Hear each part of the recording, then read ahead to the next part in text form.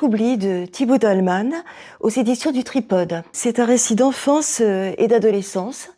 C'est un roman autobiographique. L'auteur, en fait, nous raconte l'histoire de sa famille qui vit dans un quartier populaire de Paris. C'est plutôt une famille dysfonctionnelle où la mère est toute puissante, car elle élève seule une fratrie de 5 garçons. Et le père, lui, est traité comme un objet. C'est un alcoolique, faible, donc vraiment laissé pour compte. La violence est donc quotidienne et de plus, l'argent manque dans la famille, car la mère ne peut plus payer à un moment donné la cantine de ses enfants, qui sont obligés de déjeuner tous les midis sous le préau de l'école. Il y a quand même des moments de bonheur que le narrateur raconte.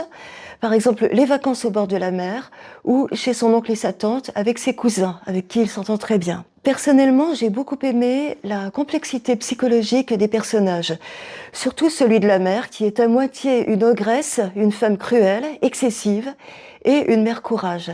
Et l'auteur ne tranche jamais. Mais surtout, ce qui m'a enchantée, c'est la poésie de l'écriture. C'est une écriture très visuelle, très sensorielle, où il n'y a pas la moindre place pour l'intellect, pour le jugement. Les souvenirs sont le matériau brut de la mémoire. Et l'auteur capte les images et les sensations d'enfance à mesure qu'elles jaillissent. L'écriture devient l'outil qui les sculpte. C'est pratiquement un travail de sculpteur ou de peintre. Pour moi, L'Entre-oubli a été un vrai coup de cœur.